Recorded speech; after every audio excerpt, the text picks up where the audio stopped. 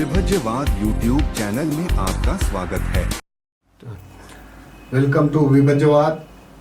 विभज्यवाद में सभी सत्पुरुषों का स्वागत है। आज हम संसार में सबसे महत्वपूर्ण इम्पोर्टेंट धन है, वो है श्रद्धा।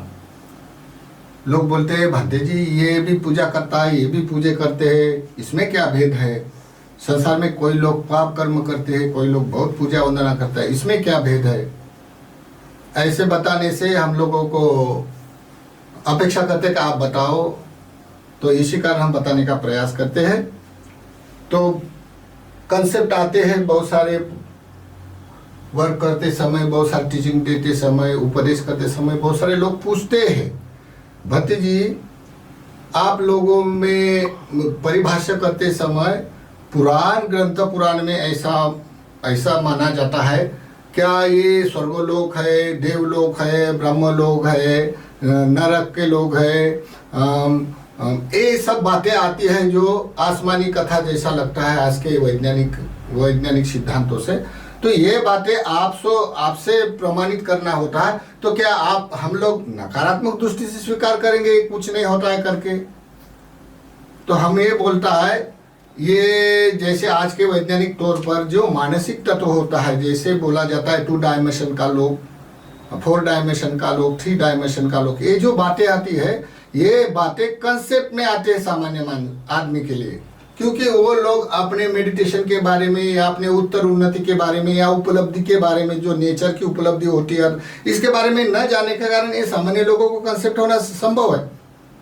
दूसरी एक बात है, हम मनुष्य होने से किसी ना किसी आधार मांगता है ना, निराधार तो नहीं होता है, हम लोग आधार मांगता है। आधार मांगने के लिए कोई मनुष्य अपने कोई ये संसार में बनाने वाला है ऐसा आधार देकर बताता है।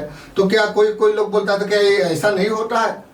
जैसे मानते सब देवलोक है, ब्रह्मलोक है, रूप लोग है या नारकी लोग, ये बातें सब अस्तित्व में है, लेकिन किस तौर पे है ये महत्व का है, किस उद्देश्य है ये महत्व का है।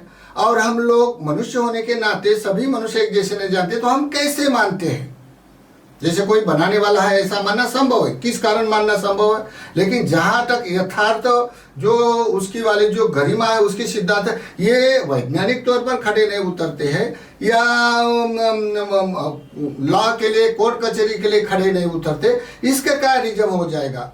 तो यथार्थ हमको खोजना पड़ेगा। यथार्थ बोलने वाला भी दुनिया में लोग होता है, अल्प लोग होता है, लेकिन कोई लोग भावनिक होता है, पूजा वंदना की वहां तक ही उसकी भावना होती है, या सुने हुए धर्मों को आचरण करने से उसको रुचता है, सुस्ता है, वैसा भासता है, वैसा दिखाई देता है, लेकिन उसके भी अवसर होते हैं, उसके भी कारण हेतु होते हैं। ये जड़ दुनिया भौतिक जग में दिखने वाली ये एक भाष्य होता है, लेकिन मनोमय दुनिया होता है, जो मानसिक तौर पर देखने वाला दुनिया, ये भी 4 डायमेंशन 3 डायमेंशन के ऊपर क्या दुनिया होता है, ये मानसिक अवसर होते।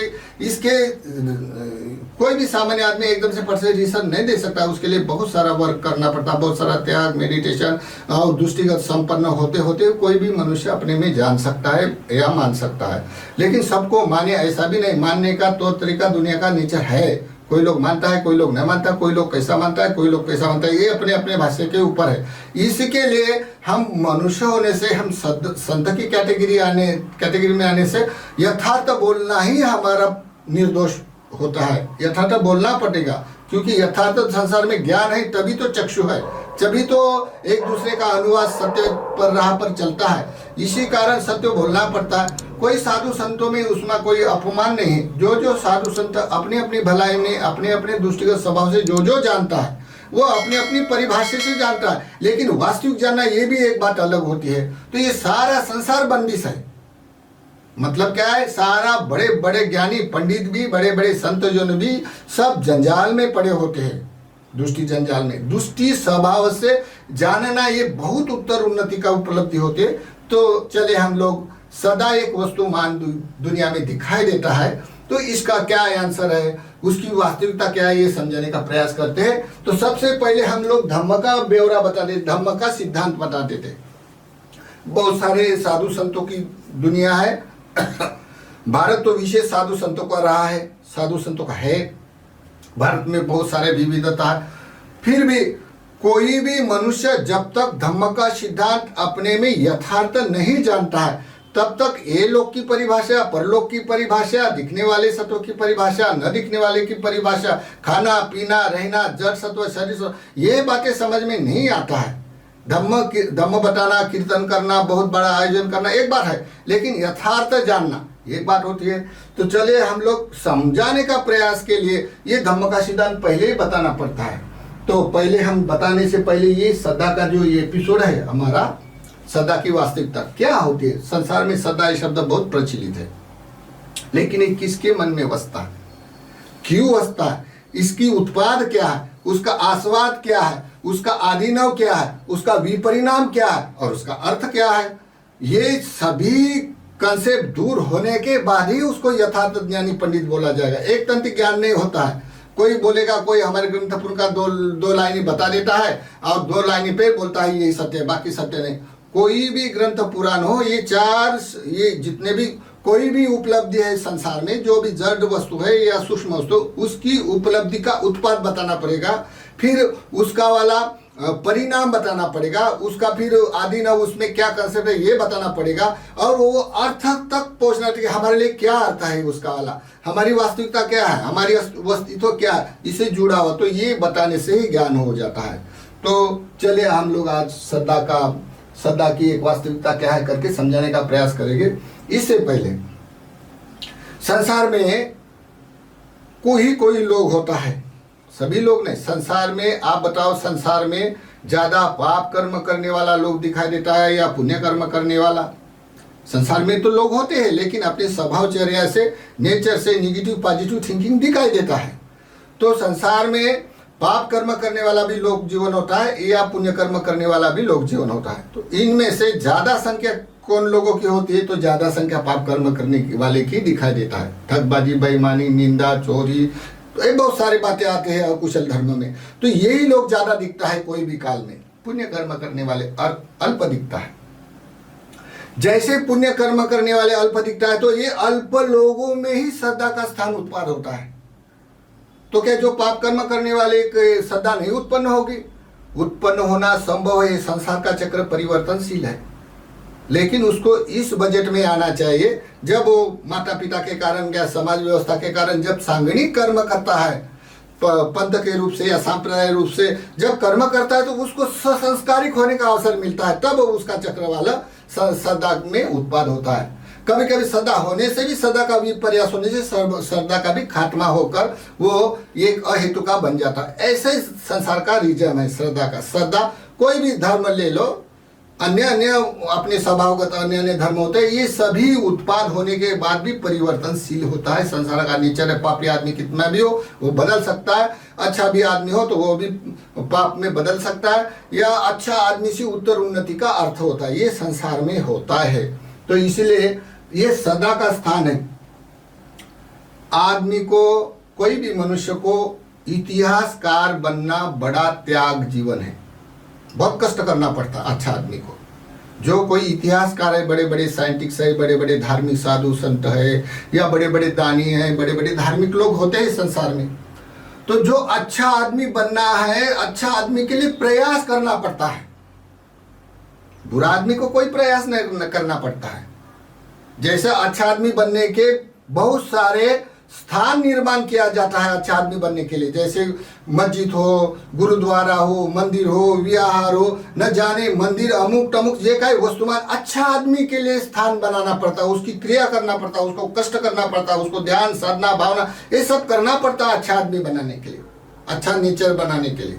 कोई बोलेगा ये विद्या में बहुत सारे कंप्यूटर मास्टर है या बहुत बड़ा साइंटिस्ट है, फिर भी विद्या विनय शोभते, अगर उसका आचरण ठीक नहीं है तो उसका वाला कोई भी महत्वपूर्ण प्रतिष्ठा या प्रतिष्ठित लोगों में कीर्तिमान नहीं होता है, उसका यश नहीं होता है।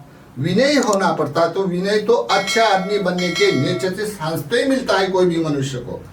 बुरा आदमी बनने के लिए कोई स्कूल नहीं होता है। अच्छा आदमी बनने के लिए बहुत सारे स्थान निर्माण किया जाता है, लेकिन बुरा आदमी बनने के कोई स्कूल नहीं निकाला जाता। फिर भी बुरे आदमी दुनिया में होता है। क्यों? कि ये दुनिया का रसमोही होने से रस में डूबता है, रसमोही लगता है, इसी कारण अभिप्रेत होने सुख से वो उसमें उसकी संख्या कहीं भी ज्यादा होती है। जैसे कोई समझो फसल, जैसा कोई फसल उगाने के लिए जब फसल बोता है, कोई चावल धान खेत में गेहूं बोता है, तो ये बोने के लिए कितना मशक्कत करना पड़ता है, लेकिन उसके साथ साथ बिना कारण अकारण का घास फूस भी उगता है बिना कारण। तो जो अच्छा फसल मेहनत करके बोए कम तो दिखता है, लेकिन घास फूस बहुत सारा बिना काम से उगता है, उसको कोई मेहनत नहीं लगता है। वैसा ही ठीक इस संसार में पुण्य कर्म करना है, अच्छा आदमी बनना है, नेचर ठीक करना है, कीर्तिमान होना है, अपने यश अर्थ तक जाना है, तो बड़ा कठिन है। उसको बहुत लगन से, कष्ट से, परिश्रम से पुण्य कर्म करना पड़ता है, त्याग करना पड़ता है पूरा का, यहाँ तक का अपना धन पूरा देकर निहाल हो जाता है मनुष्य, अपना पूरा आयुष सुख का त्याग करके निहाल हो जाता है मनुष्य साधु संतों के रूप में। तो बड़ा त्याग करना पड़ता है, और बुरा आदमी का कोई त्याग नहीं करना पड़ता है, वो तो काम भोगों में रत रहता है। तो इसी कारण ढाबा, शराब की दुकानें, बहुत सारे ऐसे जो सेवन करने वाले हैं, जो रंजन करने वाले होते हैं, जो सुख के साधन होते हैं, इसके लिए कोई स्कूल नहीं लगता, ट्रेनिंग के अपने आप ही होता है, क्योंकि दुनिया का रस आकर्षित होता है इसी कारण।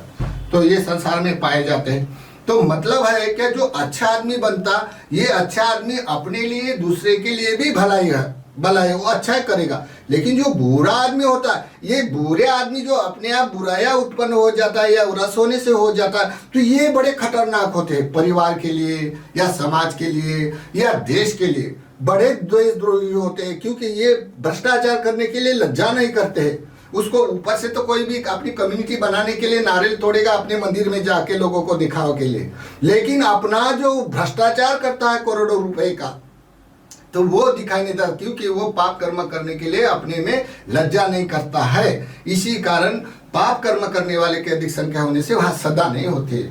तो ये एक दिखावटी श्रद्धा का अलग प्रदर्शन होता है, लेकिन असली श्रद्धा जिसके मन में उत्पन्न होता है, ये अपने साधु संत, पुण्य कर्म करने वाले, दान धर्म करने वाले लोग अपने में जानता है। सदा उत्पन्न विकसनशील हो तो वो रोते हैं, बिलकते हैं, बहुत सारे ऐसे उसको सुख अनुभव आ जाता है। श्रद्धा का मूल स्थान क्या है, तो हम समझाने का प्रयास करेंगे। इससे पहले श्रद्धा का महत्वपूर्ण समझना है, तो पहले हमको दुष्टि समझना है।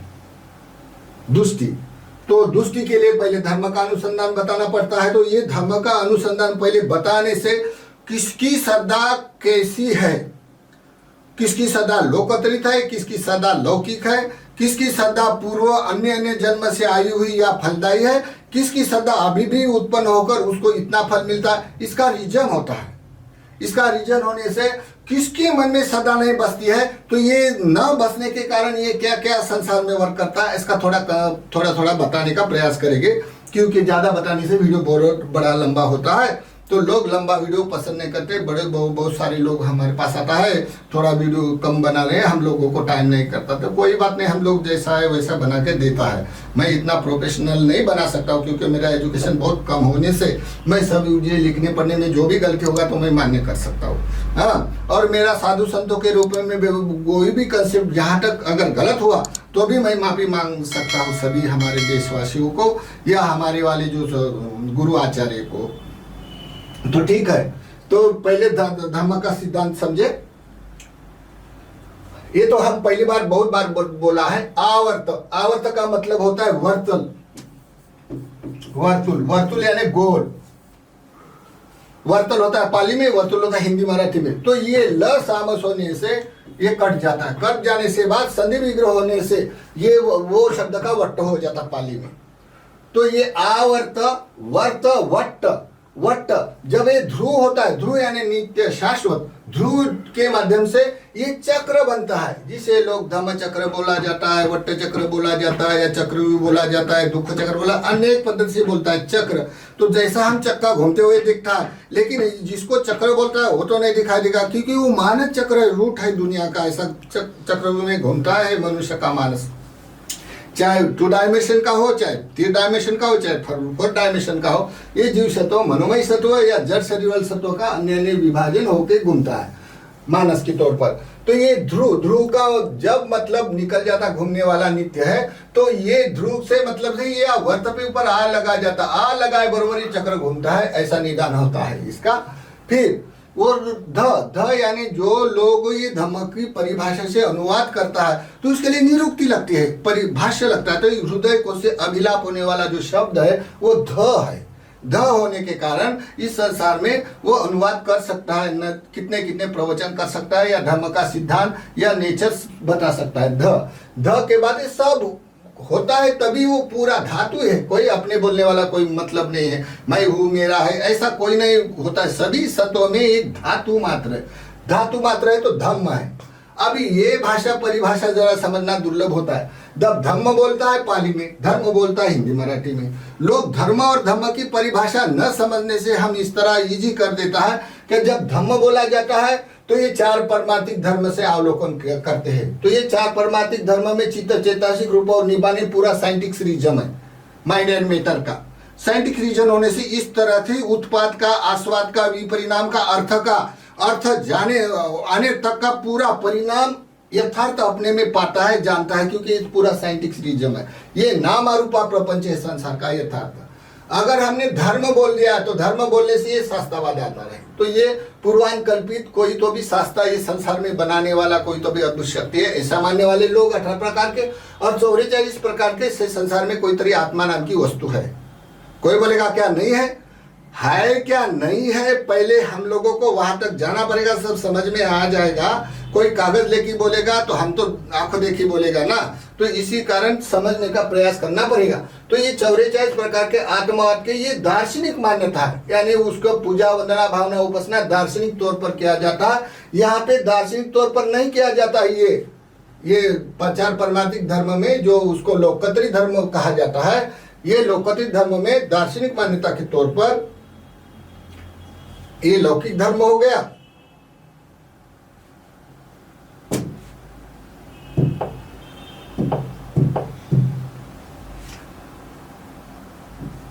लौकिक धर्म,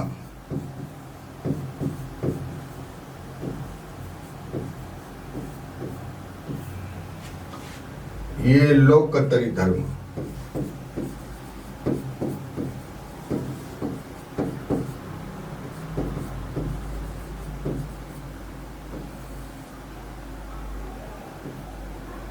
लौकिक धर्म, लोकतरी धर्म, ये लौकिक धर्म की जब व्याख्या किया तो ये 62 प्रकार के मतवाद पे शास्त्रवाद दार्शनिक तौर पर पूजा वंदना भावना उपासना करने वाला लोग होता है। और संसार में जो धम्म शब्द का यूज करने में लोकतरी धर्म यानी चार परमार्थिक धर्म, चित्त, चेतासिक, रूप, निब्बान, ये चित्त आता है 89 प्रकार का, 52 प्रकार के चैतसिक आता है, रूप का मैटर आता है 28 प्रकार का यानी 28 प्रकार का।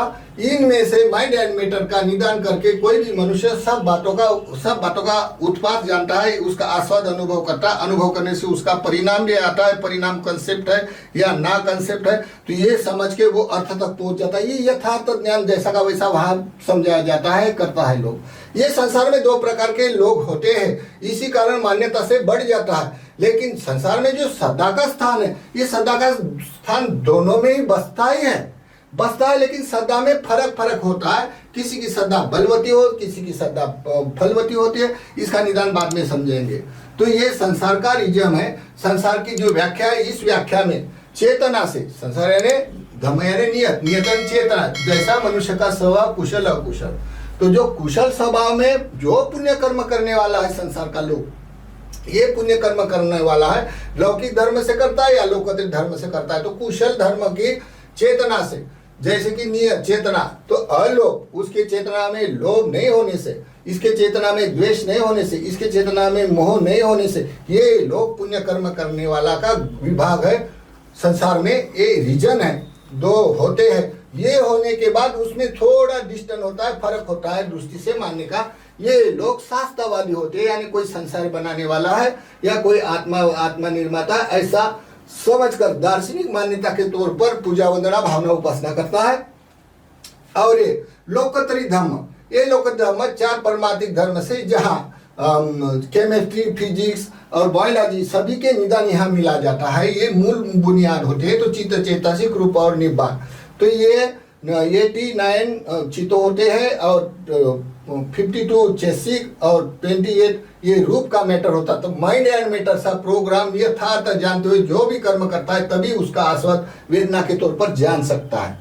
पच्चतंग वेदी तब्बो युति, वेदना के तौर पर जानकर वो अपने में जानता है क्या, ये बात तो बताई हुई बरोबर अनुभव में आ जाता है। फिर अपने में जो समझो रूप लोक है, अरूप लोक है, इसके बारे में क्या है तो उसकी वास्तविकता उसको दृष्टिगत में समझ में आ जाता है। तो ये लोकोत्तरी धम्म का निदान है।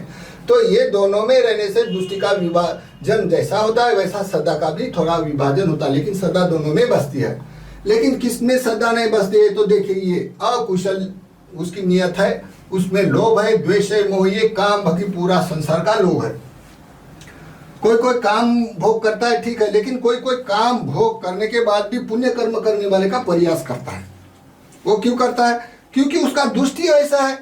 कोई बोलते का ये साधु संत खाते हैं पीते हैं, ऐसे हमको लोग बोलता है। जब हम भ्रमण करते हैं तो लोग बोलते हैं ये साधु संत कोई काम नहीं है, ऐसे ही हो जाता है। तो क्योंकि उसकी दृष्टि ऐसी है, इसी कारण वो ऐसा बोलता है। तो जिसमें सदा नहीं बचते, ऐसे इतने प्रकार के 6 प्रकार के मतवादी लोग होते। ये अपने घर परिवार में भी होते, समाज में भी होते, कहीं भी लोग होते हैं। ये 6 प्रकार के मतवादी लोग कौन कौन से? अहेतु का दृष्टि। इसका कहना होता है कि ये संसार में कोई हेतु, बिना कारण हेतु से ही संसार बनता है। अगर ऐसा है, बनता है, ऐसा मानता है, इसी कारण वो पाप पुण्य में भेद करके रुचि नहीं लगता है अच्छे कर्म करने में। उच्छेदा दृष्टि। लोग बोलता है यहाँ पुनर्जन्म कुछ नहीं होता है, खाओ पियो मजा करो, ये दुनिया रंग ले ली है, ऐसी कहती। तो वो जो सुख लगने वाला जो रस है ना, रस मोही, लोभ के कारण सुख लगता है, मोह के कारण सुख लगता है, उसको आस्वाद में डूब जाता है।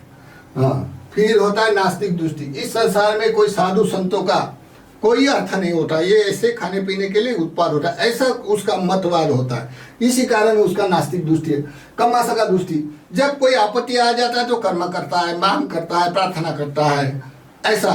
या कोई कर्म कोई मानता है लेकिन उसका इधर का उधर का निदान से कोई लेना देना नहीं है, तो ये कर्माशय का दृष्टि। सत्काय दृष्टि।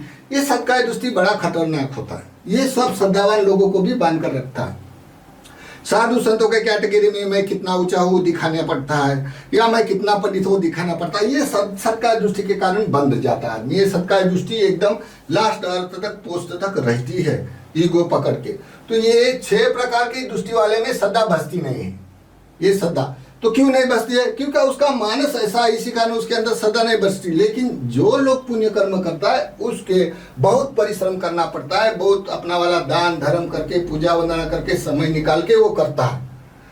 लेकिन करने के बाद एक महत्वपूर्ण घटना ऐसी होती है, जैसे संसार में, पूरे संसार में बहुत धन है, अन्य अन्य खनिज है, अन्य अन्य धातु है, गोल्डन है, चांदी है, सोना है, बहुत सारा धन है संसार में।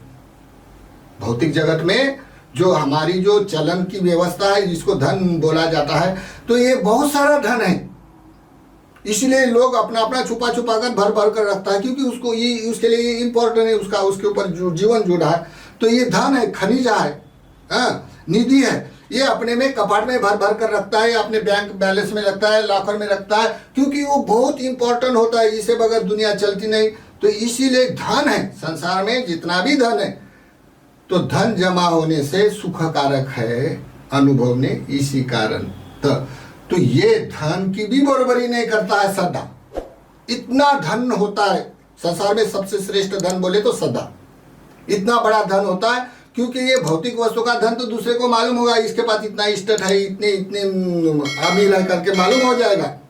लेकिन जिसके पास श्रद्धा है वो सुख ये धन से भी ज्यादा सुख होता है। और जब श्रद्धा है किसी के पास, उसकी श्रद्धा बलवती है, फलवती है, तो उसके अंदर का जो फीलिंग्स है ये दूसरे लोगों को प्रदर्शित किया जाता है या दिखाई देता है प्रदर्शन में। कैसा?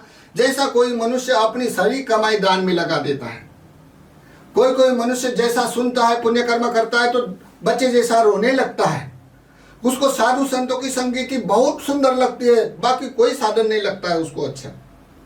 जो जो लोग धर्म सुनने पर श्रद्धा करता है, धर्म का विवेचन करता है, उसको धर्म सुनने के लिए बहुत तत्परता लगता है। न जाने कितना परिश्रम करता है सुनने के लिए, कितना रात रात भर चिंतन करता है। क्यों? उसके मन में श्रद्धा है।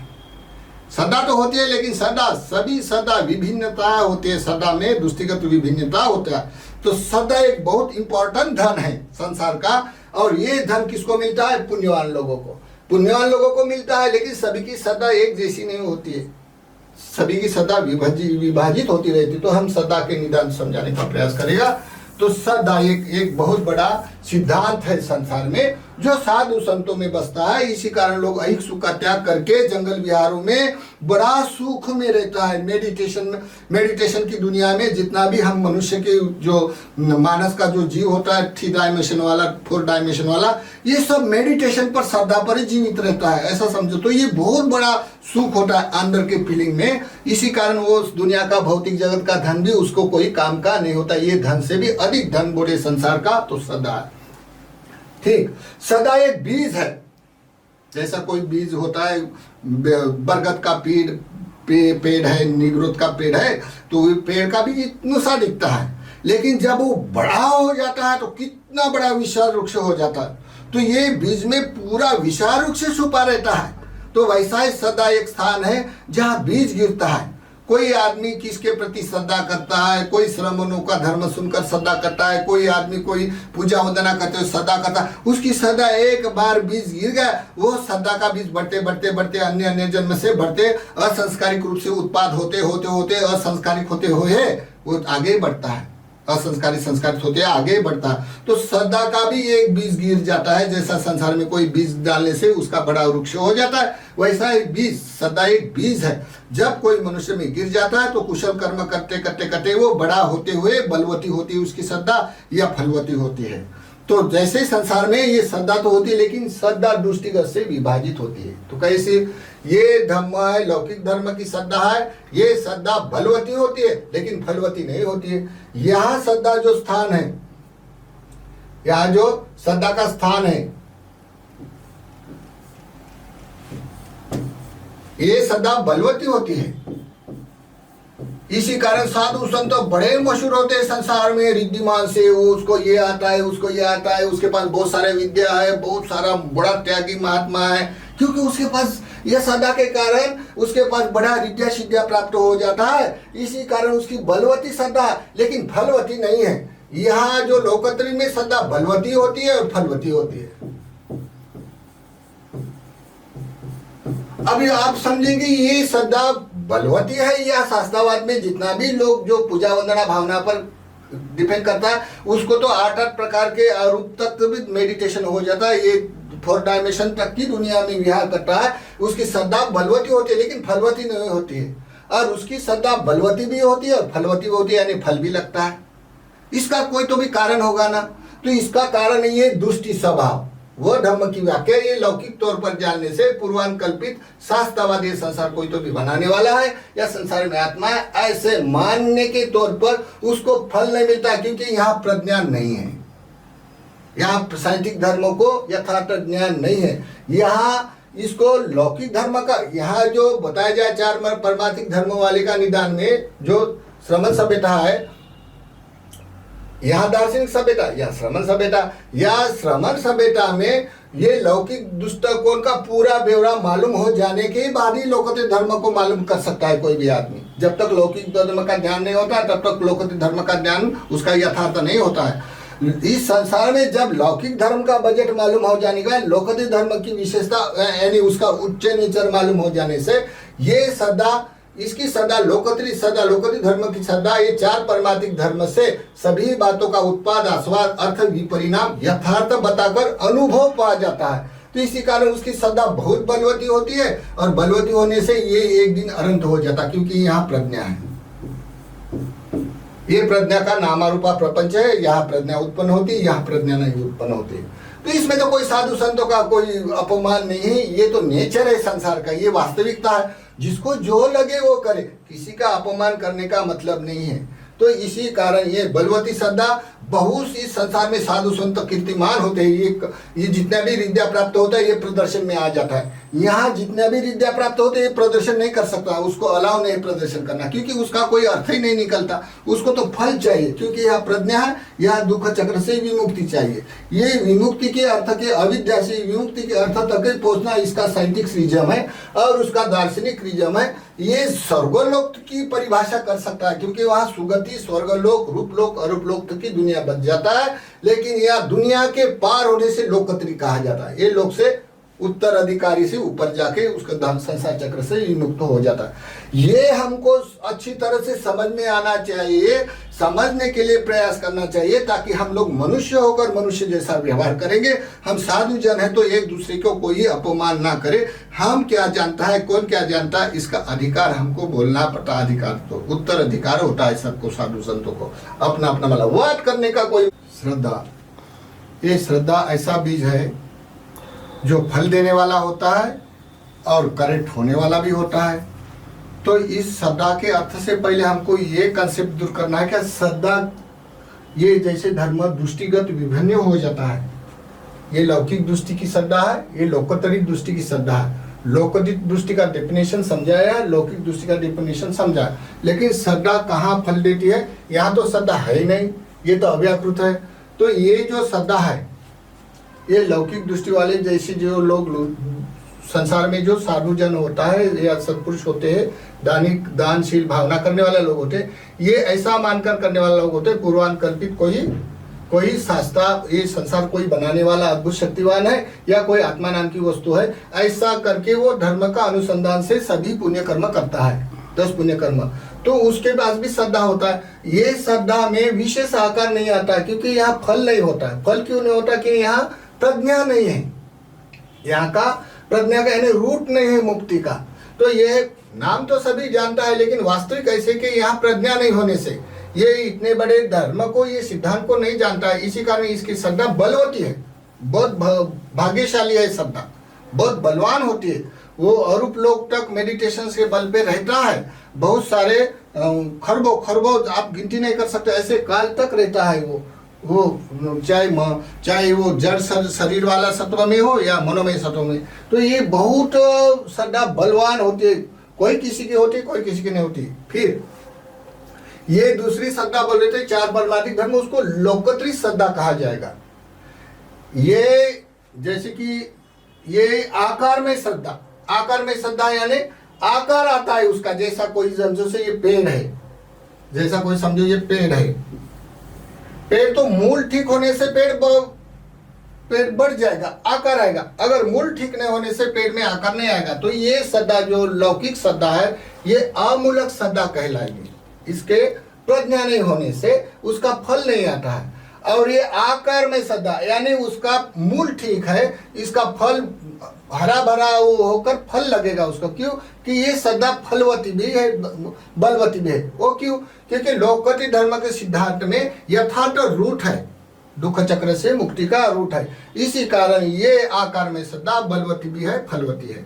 तो श्रद्धा तो सबकी एक जैसी नहीं होती है। ये 2 भागों में श्रद्धा का ठीक ठीक समझने के बाद हमको ये समझना है कि श्रद्धा तो सबकी एक जैसी नहीं होती है। क्यों नहीं होती है?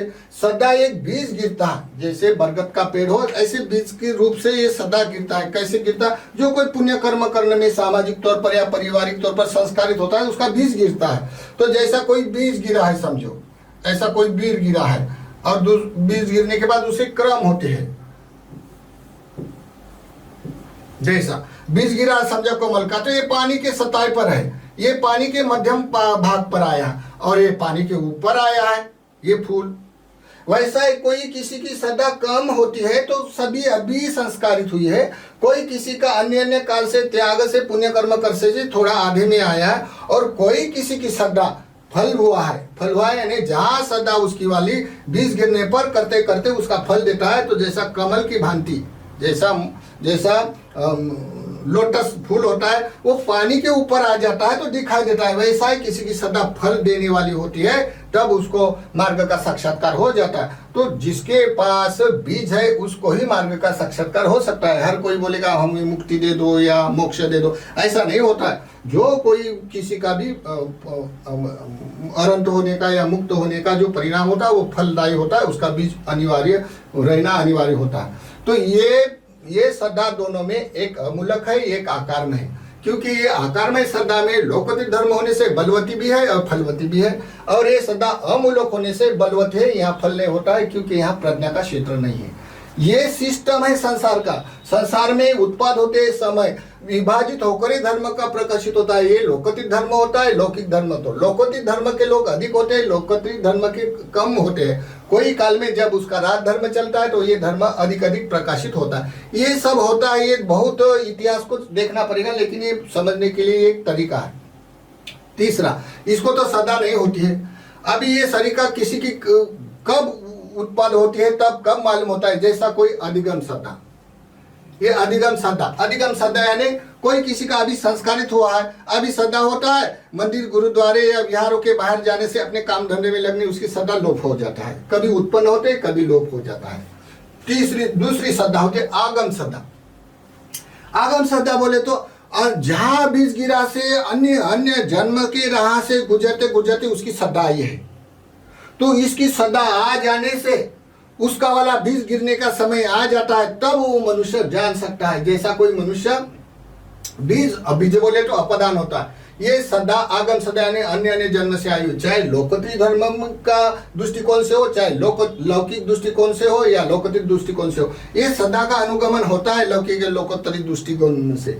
फिर होती तीसरी सदा कंपन सदा। कंपन सदा का मतलब होता है जैसा किसी का नाम सुने बराबर वेदना में वो परिणाम जान सकता है, झट से वो मार्ग का साक्षात कर सकता है केवल नाम सुनते ही। जैसे लोकोत्तरी धर्म का केवल बुद्ध का 3 रत्न का नाम सुनते ही या उसका वाला आकार विकार पटाखा देते हो, झट से वो वहां से निकल जाता है। जैसे कोई मनुष्य हो, ये जो श्रमण सभ्यता, यहाँ जो श्रमण सभ्यता, ये श्रमण कोई एक जाति धर्म के नहीं होते हैं। ये श्रवण जहां वहां उत्पन्न हो जाता है, हो जाने के बाद उसकी जो मूल नेचर की भूमि होती है लोकोत्तरी, वो वहां थोड़ा विवेकशील होने से वो वहां से भाग जाता है। जब तक उसकी भूमि का कोई चित्र या भूमि का शब्द नहीं सुनता है, वहां तक वो भटक जाता है। फिर वो आने से उसका मार्ग का रूट अलग होता है और लौकिक का मार्ग रूट का अलग होता है। ये भी कोई पूर्वान कल्पित वाला, अपरान कल्पित वाला या कोई ये संसार बनाने वाला है आत्मा, ऐसे सिद्धांतों पे उसकी भी श्रद्धा होती है। दोनों की श्रद्धा चलती है, लेकिन ये फलवती होने के कारण उसकी श्रद्धा की विशेषता अलग होती है। तो ये उसका अपदान होता है। कोई भी ये फलवती होने से यहाँ जो मुक्ति का साक्षात्कार होता है, ये अनंतों को बताना ही पड़ता है। क्या मेरा कोई जन्म में बीज गिरा, वो अपदान से वो चलता आया। जैसे सिद्धार्थ गौतम का बीज दीपंकर बुद्ध था। दीपंकर बुद्ध, इसी कारण वो बोधिसत्व चलते चलते एक दिन वो सिद्धार्थ समय संबुद्ध हो गए। वैसे ही सभी जितने भी अनंत जीवन मुक्त हो जाता है इस संसार में, उसका अपदान होता है, उसका सदा का स्थान होता है, सदा बीज होता है। तो ये 4 प्रकार की सदा कम ज्यादा रूप में सभी में बसती है। चर्या स्वभाव में भी एक सदाचर्या स्वभाव है, सदाचर्या। और फिर महाकुशल चित्त का राजा श्रद्धा है। जो कुशल चेतसिक है, इसमें का महाकुशल चेतसिक श्रद्धा है। श्रद्धा हो तो बीज हो तो कोई भी मनुष्य पुण्य करते करते आगे बढ़ ही जाता है। फिर हम लोगों को ये समझाना है, ये श्रद्धा कैसी आकार में फल देती है और कौन से दृष्टि में कैसी फल देती है, ये हमको समझना पड़ेगा। तो जैसे इंद्रिया होता है, 5 इंद्रिया, सदा इंद्रिया, वीर्य इंद्रिया, स्मृति इंद्रिया, समाधि इंद्रिया, प्रज्ञा इंद्रिया।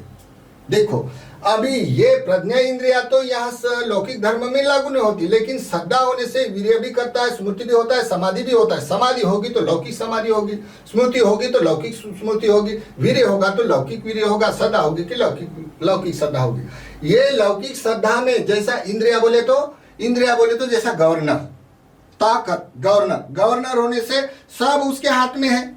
वो जैसा चाहे वैसा बोले, वैसा फॉलो करना पड़ता है। वैसा ही इंद्रिया में प्रभुत्व होता है। जब कोई किसी की श्रद्धा आगे बढ़ जाती है तो न जाने कितने विद्या प्राप्त होते हैं, तंत्र मंत्र, ये सब लोगों में उत्पाद होता है। किस कारण? ये इंद्रिया के कारण उसका प्रभुत्व हो जाता है। ये इंद्रिया तो ये लौकिक इंद्रिया कही जाएगी। लौकिक इंद्रिया जैसी यहाँ लौकिक इंद्रिया हो गए, अभी यहाँ लोकोत्तरी इंद्रिया में जैसी श्रद्धा है तो लोकोत्तरी श्रद्धा, वीर्य, लोकोत्तरी वीर्य, स्मृति है तो सम्यक स्मृति, सम्यक समाधि, सम्यक प्रज्ञा होने से ये श्रद्धा आकार में फल देने वाली है। तो उसकी इंद्रिया, जहाँ इंद्रिया संवरशील होता है वहां उसका प्रभुत्व हो जाता है। पूरा मोह का खात्मा करके उसको सम्यक ज्ञान होना संभव होता है, उसको विमुक्ति ज्ञान होना संभव होता है, क्योंकि यहाँ प्रज्ञा होता है। तो ये प्रज्ञा इंद्रिया से, ये इंद्रिया का एक बहुत बड़ा गवर्नर, अपना मानस का एक गवर्नर होता है। ये 5 इंद्रिया होता है। फिर होता है बल यानी म्हणजे जैसे राजा का सैनिक, जैसा उसका सपोर्ट करने वाला बल, ताकत। तो जैसा बल होता है, जिसके श्रद्धा होती है उसका बल होता है। ये श्रद्धा बलवती होने के कारण यहाँ बल होता है, बल होने से कोई जहर भी उसको असर नहीं करता है। बल है उसके पास, वीर्य बल है, सदा बल है, वीर्य बल है, स्मृति बल है, समाधि है, प्रज्ञा बल है। लौकिक में भी लोकोत्तरी में उसको जहर भी असर नहीं करता है, या बिजली भी गिरी तो वो बिजली भी गिरना उसके वाले बल पर निर्भर करता है। इसका प्रभु तो इतना होता है 5 इंद्रिया 5 बल में। तो ये प्रज्ञा बल केवल लौकिक में नहीं होगा, बाकी 5 इंद्रिया 5 बल लोकोत्तरी धर्म में होती है, तो बल होता है। तो ये बल होने के कारण जैसा कोई सैनिक हो उसका ऐसा प्रभुत्व होता है। ये इंद्रिया के कारण मार्ग फल को प्राप्त करने के लिए बड़ी इंद्रिया कहलाती, उसे इंद्रिया सवशीलों से मार्ग फल में ये प्रज्ञा प्रतिष्ठित करता है। बल, जिस कोई सत्पुरुष हो उसको इतना बल होता है, जहां खड़ा रहता लोग माने बैठता है, जहां बैठा हो उसका सब हो जाता है, अपने आप हो जाता है, इतना बल होता है। यानी बिना शस्त्र से किया हुआ युद्ध, वो युद्ध के कारण कोई लोग बोलता नहीं अकेला आदमी इतना दुनिया में कैसे मानता है, अकेला साधु को इतना लोग कैसा मानता है। बल होता है, बल होने के कारण जैसा ये अकेला कोई सम्यक संबुद्ध हो तो इतना लोग में त्रिविध शासन प्रकाशित करता है, कोई बोधिसत्व प्रभावित हो तो सभी लोगों को संगठित करता है, क्योंकि बल होता है। बल ये ऐसी ताकत होती है जहां वहां वो बल होने से विद्या प्राप्त होती है। संसार में न जाने साधु संतों को, भिक्षु को बहुत सारे विद्या प्राप्त होती है। जैसे आज का साइंस है ना, ये साइंस सब रिद्धिमान साइंस है जो आध्यात्मिक तत्वों पर, तो ये सब प्राप्त होता है। प्राप्त होने से जैसे दिव्य चक्षु, दिव्य सूत्र, पुण्य निवासती, परिचित विज्ञानी, मनोमय विद्या, ऐसा बहुत सारे प्राप्त होता है। लेकिन इसमें फिर ये श्रद्धा है, ये श्रद्धा कैसी करप्ट होती है इसमें? तो जैसे कि संसार में पहले नेचर में देखो, कोई लोग आपत्ति आने से, विपत्ति आने से, या कोई अपनी महत्वाकांक्षा करने से, या अपनी वाली मान्यता करने के लिए क्या करता है, कोई लोग पूजा और धार्मिक के स्तर पर कोई सत्व की हिंसा करता है, पूजा के नाम से, पुण्य कर्म के नाम से कोई सत्व की बलि देकर करता है, तो उसकी श्रद्धा महाकुशल चित्त जो है वो महाकुशल चित्त का विपर्यास होने से वो पकीर्णक का चेतसिक में आदि मोक्ष हो जाता है।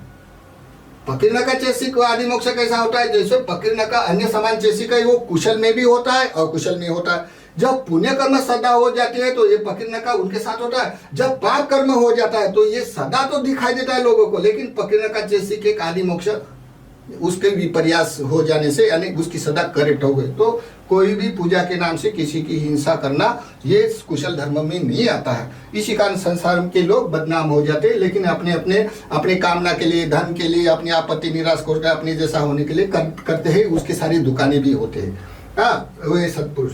और फिर ये कैसा होता है, फिर जैसे यहाँ है, यहाँ बहुत सारे संतों को विद्या प्राप्त होती है, मन चाहे वो कर सकता है, जिसका जैसा बल है वैसा कर सकता है। लेकिन वो क्या करता है, जो उनको ऐसा लगता है ये किसी ने हमको देने वाले ने ये महान चमत्कार दिया है, तो उसका वो मार्केट बनाता है, उसका प्रदर्शन करता है। लोक अधिपति होता है, आत्म अधिपति होता है, उसमें अपने आप में ईगो आ जाता है। ईगो आ जाने से उसकी सदा करेक्ट हो गई, उसकी सदा क्या हो गई, करेक्ट हो गई। आस्वाद में सुख कारक लगता है, उत्पाद उसका होने से सदा तो उत्पाद होते, लेकिन उसका परिणाम तो सुख कारक लगता है, लेकिन इसमें आदि न हो जाता है। आदि न होने से अनेक आदि मोक्ष में ये सदा करेक्ट हो जाती। इतने बड़े महान संत हो, त्यागी हो, फिर भी उसकी सदा करेक्ट हो जाती।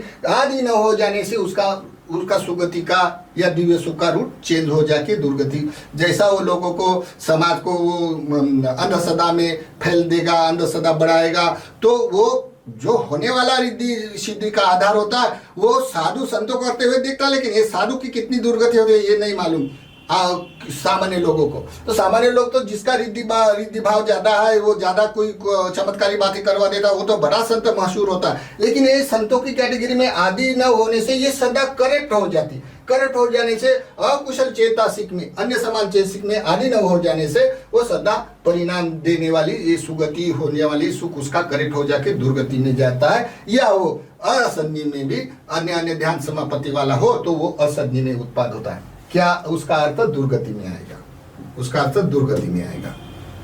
कौन सा? ये रिद्धि का प्रदर्शन करने वाले का या धर्म के नाम से हिंसा करने वाले का।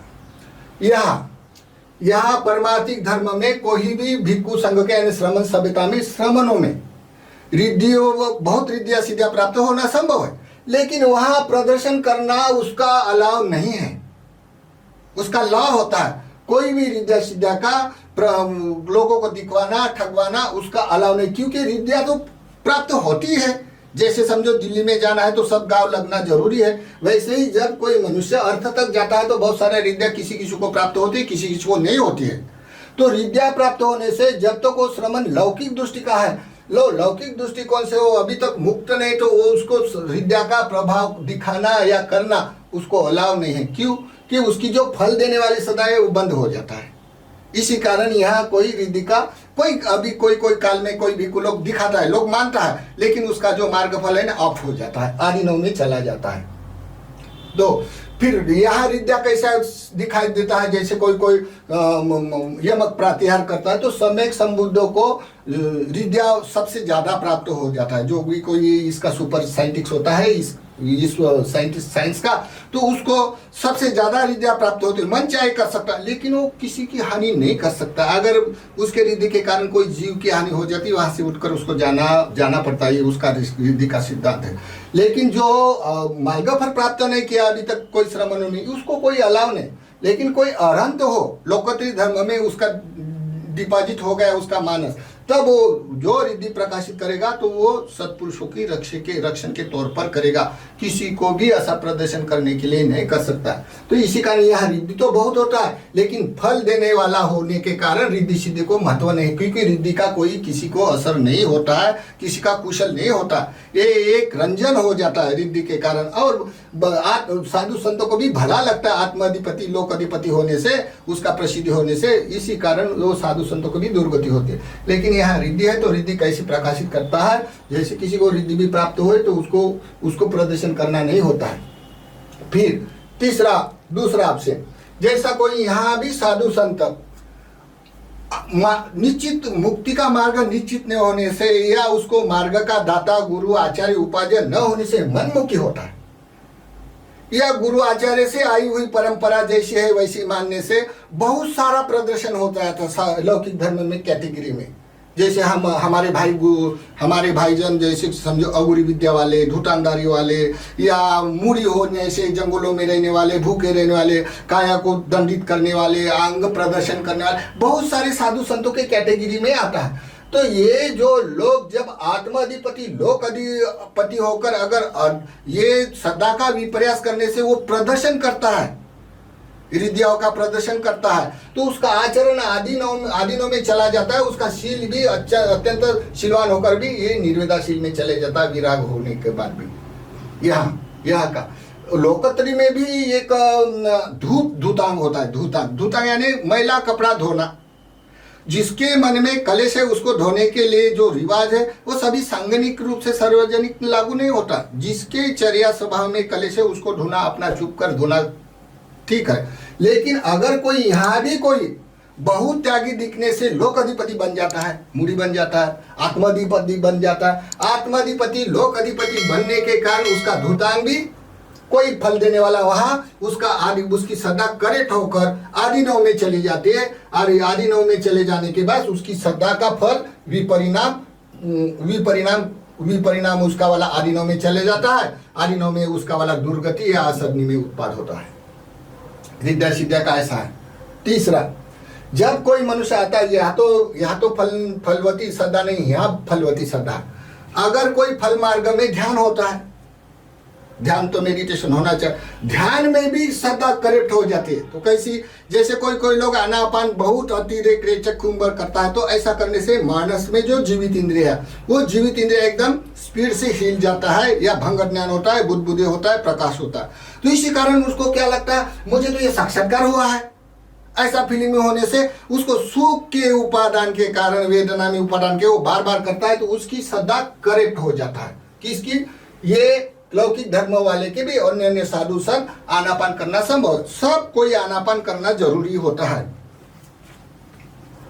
आनापान करना संभव होता है, आनापान सबके लिए लागू होता है, चाहे लौकिक धर्म हो या लोकोत्तर धर्म हो। लेकिन कौन दृष्टि से कौन कैसा आनापान करता है उसके ऊपर निर्भर करता है, अलग अलग आनापान। तो कोई लोग आनापान अतिरेक करता है, रेचक कुंजब करने से क्या होता है, मानस का जो आनापान करने से बड़ा हिल जाता है, तो इस सुखकारक अनुभव होने से उसके वाला जो मार्ग, जो बलवान मार्ग है, वो भी उसका सुगति का मार्ग रूट बदल जाता है, क्योंकि उसकी सदा करेक्ट हो जाता है। करेक्ट हो जाने से उसका परिणाम दुर्गति या असद्धि में उत्पाद होता है। ध्यान वाले लोगों को बड़ा ध्यान करने वाला दिखता है, लेकिन ध्यान भी करेक्ट होता है। ऐसा दुनिया में ध्यान के बारे में बहुलीकरण निश्चित तौर पर हर समय में होता है, लेकिन ध्यान एक ऐसी वस्तु है जो ध्यान अपना भी जानना बड़ा कठिन होता है, या दूसरे का ध्यान भी जानना कठिन होता है, या किसी को मैं ध्यान सिखा देता हूँ ऐसा ये भी समझना दुर्लभ होता है, क्योंकि ध्यान कहाँ से उत्पाद होता है, क्यों होता है, उसका परिणाम क्या है, उसका आदि ना हुआ जब तक नहीं जान सकता है यथार्थ, तब तक ध्यान के बारे में इस संसार में बहुत बहुलीकरण होता है। जिसके हाथ में डंडा उसकी भैंस हो जाता है, जिसके पास जाने से सुखकारक श्रद्धा के कारण लगता है उसको वो ध्यान मान बैठता है। ये दुनिया का सिस्टम होता है। तो ये यहाँ जो श्रद्धा है, यहाँ तो ध्यान अतिरेक आनापान करने से भंग ज्ञान हो जाता है। भंग ज्ञान होने के कारण भंग ज्ञान हो जाता है। आनापान करने से, भंग ज्ञान होने से बुद्धि उत्पन्न होकर उसको सुख का अनुभव होता है, तो उसको मान बैठता है मुझे कोई आत्मा का साक्षात्कार हो गया। ऐसा आत्मा का साक्षात्कार कर देने वाले भी महात्मा में कोई कमियां नहीं होती। ये संसार का रीजन ऐसा ही होता है। फिर ये तो लौकिक धर्म का है। लौकिक धर्म में भी एक बहुत बड़ा अनुसंधान है, वो विशुद्धि मग्गो। विशुद्धि मग्गो बोल रहा, लेकिन 7 विशुद्धि है। ये 7 विशुद्धि का डेफिनेशन अलग अलग है, उसका मानस के तौर पर अलग अलग है। जहां मानस में इसकी श्रद्धा, जो फल देने वाली श्रद्धा है, करेक्ट होकर आदिनव में चली जाती है। मानस के तौर पर इस सूक्ष्म तृष्णा होने से उसको समझता है नहीं, न समझने के कारण उसकी रील करने से उसकी प्रज्ञा भी दुष्प्रज्ञा हो जाता है। तो सामान्य आदमी की क्या बात है ऐसा। तो ये जो समझा लोकोत्तर धर्म वाला, जब कोई आनापान अतिरेक करता है तो भंग ज्ञान हो जाएगा।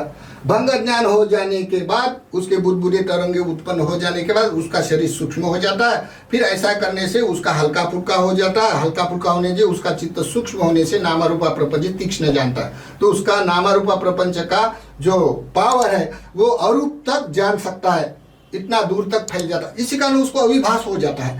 अविभास हो जाने से उसकी रेल सेल करता है, रेल सेल करने से उसकी सदा करेक्ट हो जाता है। इसकी सदा करेक्ट हो जाने से आदि मोक्ष में चेंज हो जाती। आदि मोक्ष में उसका जो परिणाम है भंग ज्ञान के आदि नव में आया है। आदि नव यानी पहले के कलेश और आज का मानस का कलेश उसमें सूक्ष्म तृष्णा का बैठ गया। बैठ जाने से उसकी भी जो फल देने वाली ये ब्लॉक हो गई। अगर फल देने वाला है तो ब्लैक हो गई, तो फिर उसका फल बंद हो जाता है, उसको रमदम। तो उसके लिए निकालने के लिए विशुद्धि मार्ग में एक टर्निंग पॉइंट होता है।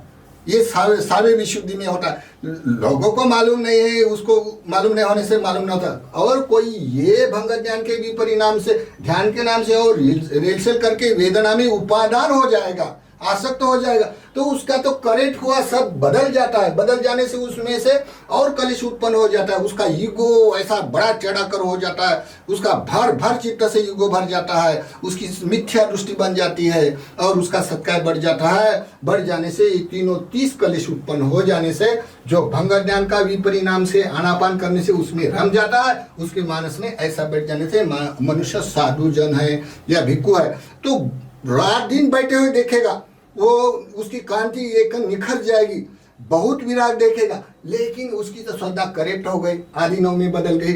और उसका शीलवान है, जैसा कोई बहुत शीलवान होता है, नहीं होता ऐसा नहीं, बहुत शीलवान होता है, तो शीलवान लोगों का भी नेचर कोई काम का नहीं रहता है, तो उसका शील निर्वेदाशील में चले जाता है। निर्वेदाशील यानी फल देने वाला ब्लॉक करके उसका शील भी करेक्ट हो गया। निर्वेदाशील। अभी कोई बोलेगा ये तो हम तो मेडिटेशन भंग ध्यान के परिणाम से या ऐसा ध्यान तो हम भी करता है, तो हमारा ये विरोधक है। मैं ये बोलता हूँ मेरे विरोधक बोलने से कुछ नहीं होगा। आप लोग विशुद्धि मग्ग जहाँ वहाँ हर यूनिवर्सिटी में है, विशुद्धि मग्ग में 10 उपकलेश विपස්සना के देखे, विपස්සना के 10 उपकलेश।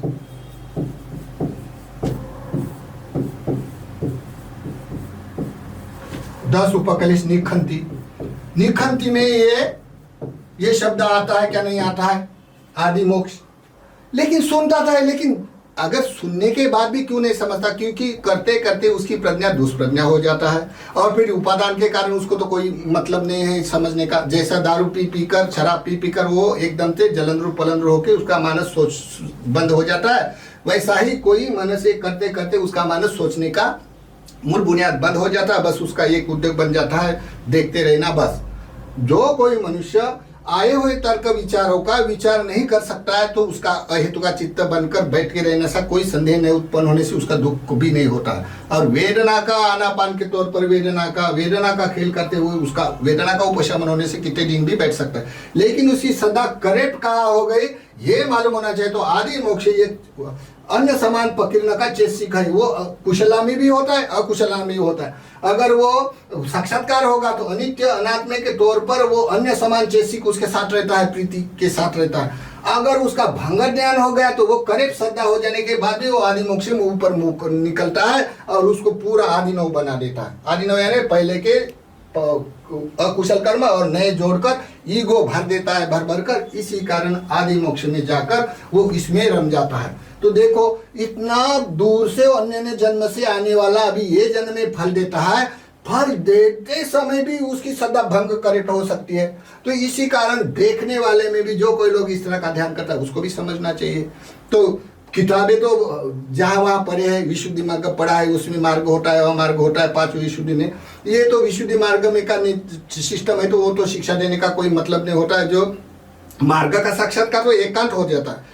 कोई लोग उसका ट्रेनिंग भंग ज्ञान का ट्रेनिंग लेके उसको ध्यान समझता है। ये अपनी बात होती है। संसार में कोई किसी को कम नहीं होता है, सब अपने अपने बड़ा होता है। लेकिन जो भंग ज्ञान का परिणाम का और आदिनव का सुख हो जाने से कोई लोग मानने के लिए तैयार नहीं होना संभव है, क्योंकि इसके अंदर जैसी बात ऐसी उसके बातों में ठेस पहुंच जाती तो भर भर के ईगो बाहर आएगा और गाली करेगा या बुराई करेगा और फिर उसको वही उद्योग करना पड़ता। वो उद्योग करे तभी वो शांत हो जाता है। जैसा कोई पानी मटमैला पानी में रखने से वो नीचे जाता है और फिर हिलाने से ऊपर आता है, ऐसा चित्त का एक मानस हो जाता है। उसका सब मार्ग फल का ब्लॉक हो जाता है, ये उसको भी मालूम नहीं होता। ये भी अमार्ग का सिस्टम है, पढ़कर बताना चाहिए। तो यहाँ तक हमारा श्रद्धा जहाँ उत्पाद होता है तो फल मान देती है। तो फल देने के बाद उसमें जब फल देता है, जैसे कोई समझो मार्ग का है, अन्य मार्ग से आया, अन्य मार्ग से आया तो जहां स्वतापन्न साक्षात्कार होने से स्वतापन्न साक्षात भंग ज्ञान होगा तो अमार्ग में जाएगा। अमार्ग में जाने से उसकी सदा करेक्ट हो गई।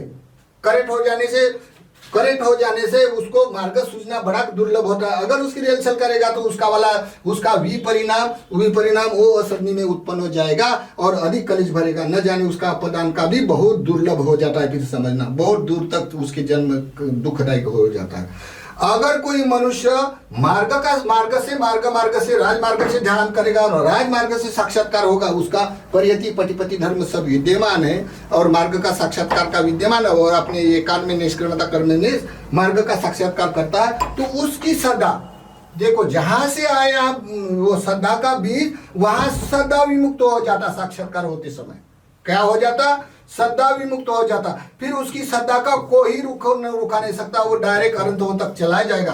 सदा का बीज वहां तक करेक्ट होने का एक अनुसंधान होता है। जैसा कोई आम को फल लगता है तो कोई फल झड़ जाता है और कोई फल को आम लगता है, वैसा जब मार्ग का साक्षात्कार करता है तो उसकी सदा फलवती फल देकर सदा नियुक्त बन जाता है वो आदमी।